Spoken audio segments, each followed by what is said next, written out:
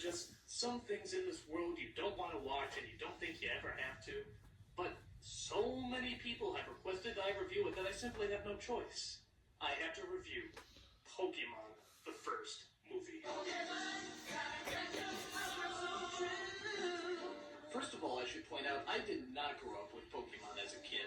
I was a junior in high school when this show came out, so I was well past the stage of watching children's cartoons. What I do know is that it was based on a Japanese video game that was turned into a card game that was turned into a TV show. And for those of you who don't know what it's about, I can't help you, because nobody knew what the hell it was about. I guess there's these three kids who collect monsters that kind of look like Beanie Babies, except they kill one another and they're being chased by these two gay people or some shit like that. Team Rocket definitely is gay for each other. Were the kids, and they turned into a worldwide phenomenon. So naturally, a movie was in the works. And I have to tell you, I had a hard time finding this damn film. Not because it's rare or anything, but because there's like 1 million of them. How the hell am I supposed to know where to start? There's one called Pokemon Heroes. Is that the first movie? There's another called Pokemon Mewtwo Strikes Back. Is that the first movie? There's another one called Pokemon 2000. Well, what the hell does that mean? Is it the date it came out, or is it the 2000 film? There's so damn many of them, I believe either one. Finally, I found it. A VHS copy of the first movie that is literally titled Pokemon the First Movie. I mean, how cocky do you have to be to literally call your first movie the first movie? It's like they knew they were going to have a bajillion sequels, so they decided to call it the first movie just to make it easy for us. That's like naming the first Lord of the Rings film Lord of the Rings, don't worry, we're going to have a shitload of sequels. But not only that, there's also 1 million versions of this one film. There's the version that starts off with a short film, there's the version with a deleted opening, there's an English version, a Japanese version, I couldn't keep track. So I'm going to just review what's on the original VHS American release. Now, the nice thing about a movie is that they usually give you a lot of background information so that any newcomers can follow along. They do this usually to broaden their audience a little bit. With that said, let's take a look at Japan's cinematic opus, Pokemon the First Movie. Oh, that's a good sign. Oh, that's even better. What, are they going to show the people who catered the movie next? Today, my colleagues will reach the site where an ancient civilization may have created a shrine to Mew, the most powerful Pokemon to have ever existed. Okay, what's a Pokemon? Giovanni has financed the expedition. Who's Giovanni? All he wants is to control the most powerful Pokemon the world has ever known. What are those things? I, of course, want Okay, so I guess if you've never seen the show, you wouldn't get the movie because the movie takes place after episode 60, where What, you mean like bring people back from the dead and stuff? What's that thing? Where am I? Is this Earth? Are we in another dimension? Is this the past? The future? The present? What's going on? Where does this even take place? Oh my god, I'm like 1 minute into this movie already. I'm totally lost. God, this is gonna suck. I'm scared. Me too. Okay, so they never really tell us what a Pokemon is, but from what I can gather, they're kind of like little monsters that you capture and use for fighting. The way they capture them is that they throw some kind of magical ball that shrinks them down so that you can fit them in your pocket. Kind of like a pocket monster or something. In fact, they should have just called it pocket monsters. That at least would make a little bit more sense. But apparently Pokemon is the Romanized contraction of the Japanese word, which translates out to... Oh, you gotta be kidding me. It actually translates out to pocket monster? Why is it just called pocket monster then? I know what a pocket monster is. It's a monster that fits in your pocket. Easy! Why don't you keep Pokemon? That's ridiculous! Nobody knows what a Pokemon is! It sounds like something a Jamaican shouts out when he wants to play cards. Hey, would you like to play some Pokemon? So the story is about the clone of the most powerful Pokemon in the world called Mew. The clone's name? Mewtwo. Mew and Mewtwo. So Mewtwo is a clone from Mew. What is this, a Dr. Seuss book? He's upset because apparently he doesn't like being the clone. So he blows up the laboratory with all the innocent scientists burning alive inside. You know, for kids. Later on, another man tries to take him under his wing to teach him how to focus his powers. But that doesn't go over well. After his little temper tantrums, he decides to set out and destroy all of humanity and Pokemonity alike. Why? Because the world is dark, cruel, meaningless, and can't conjure up better writers to create a better backstory.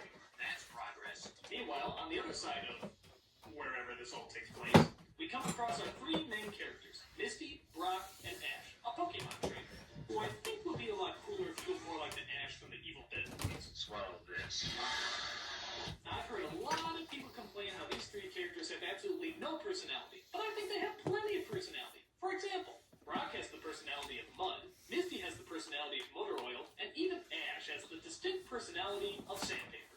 Now, I know what you're thinking. Isn't that a little extreme? I mean, even sandpaper can be interesting sometimes. Guess you're right. These three kids set out to collect as many Pokemon as possible, because I guess somebody has to.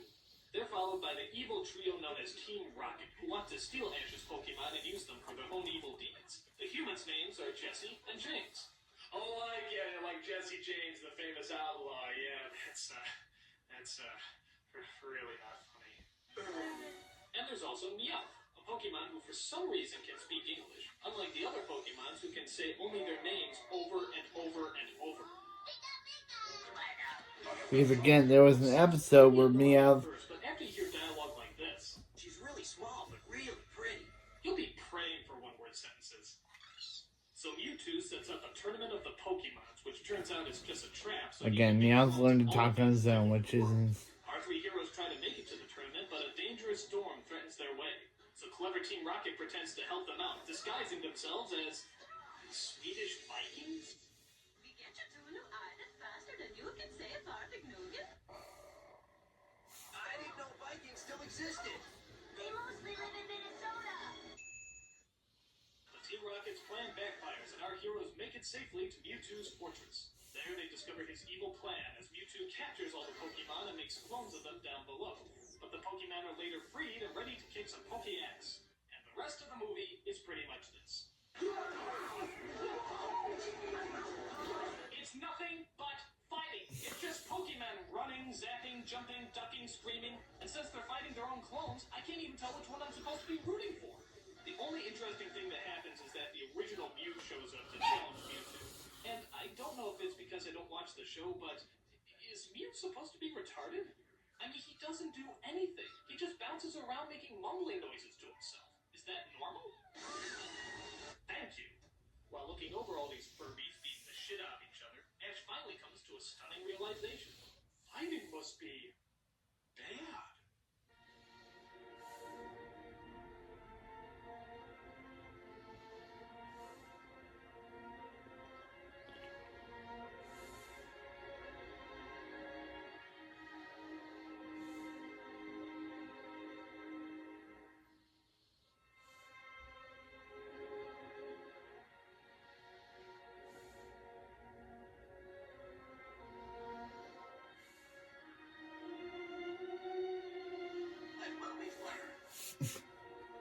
Oh, even Pikachu is getting horribly beaten. No, Pikachu, no! Stop hitting yourself. Stop hitting yourself! Talk about self-abuse. So what are we supposed to learn from this onslaught of violence? This just proves that fighting is wrong. Yes, violence is never the answer in any situation. Pokemon aren't meant to fight. Not like this. Oh, you're still going, sorry. What can come out of it? Nothing. But pain. You done? Okay. So after we discover that, Why can't you two understand it's not right to force Pokemon to battle this way? They're all living creatures. Now I can see how horrible fighting really is. Even the best of friends will fight sometimes. Maybe if we started looking at what's the same instead of always looking at what's different, well, who knows? Someone's gotta take a stand. Someone's gotta say no. I was prepared for trouble, but not for this. okay, seriously, you done? Are you sure? There's no other obvious life lessons you want to cram into our heads? Okay, so after that, we find out that there's... I'd rather risk my life out in Mewtwo's storm. God damn it, shut up! We did it! Violence is bad! Don't fight! We will not fight! How many times do you have to hammer this shit in? I mean, talking about doesn't make us less violent, it makes us more violent! I mean, am I the only one that finds it a little ironic that a franchise that's made its whole profit on nothing but fighting is suddenly telling us that it's bad to be fighting? How fucking hypocritical is that? That's like O.J. Simpson going around telling everybody that it's bad to kill people. At least his mouth is working. Amidst all the violence and chaos, we see that Ash gets caught in the middle of a laser blast and is transformed into a stone statue. I know I should feel bad, but all I'm thinking about is how great it'd be if I actually got stoned right now. You are as pathetic as the rest. So the Pokemon stop fighting and have a good cry at the loss of their fallen hero. But wait a minute.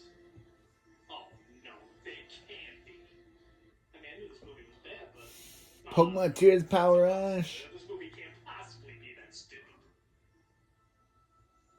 Oh my god, they are! They're using their tears of unfathomable sadness to bring their fallen hero back to life. Suck my balls. I mean, how more cliche can you possibly get? And on top of that, what kind of lesson is that to teach your kids? If you cry hard enough, dead people will come back from the grave? Bullshit! I mean, in a Disney film at least, when somebody is dead, they stay dead. I mean, how would you like it if in Lion King you heard somebody say, "Don't worry, Simba, if you cry hard enough, your father will come back from the grave"? I don't see his eyes opening. I guess you're not crying hard enough. Go on, Simba, cry, cry! Don't you want your father to come back to life? Do you want him to stay dead forever? Cry harder, Simba, harder, harder, harder! I guess you don't love your father enough. Oh well, that's the circle of life, kid. Tough break. You see, it's fucking creepy. Something's not right. So after Ash is brought back from the dead, Mewtwo decides he doesn't want to fight anymore, and that he wants to take all his clones to live a good and peaceful life. Unfortunately, he also takes all the human characters back in time and erases their memories, so they can totally forget the lesson that we spent an hour and a half learning in the first place! Well, that sure was a shocking ending. So now they can go back to their normal ways, fighting all they want because they can't remember that fighting was bad. What kind of a message is that? It's okay to fight as long as you know that fighting isn't good. At least they remember the events of meeting Mewtwo in the sequel. It's not who I am underneath, but what I do that defines me. Hey, that's pretty good. Thanks, Batman. What a nice guy. But he has a point. Just because you know something is bad doesn't excuse you from doing it. A real lesson from a real hero. No way! Bottom line, this movie is stupid. It's stupid because it's boring because it's confusing, and it's confusing because it's stupid. Even the moral makes no fucking sense. So how am I supposed to trust the rest of it? I never watched Pokemon, and I'm glad I never did. We had good shows in our day. Like the one about the mutant reptiles who ate pizza and practiced ninjutsu. Or the one about the three chipmunks who got together and got their own rock band. Or the one about the bears who make people feel better by shooting hearts out of their... Okay, right.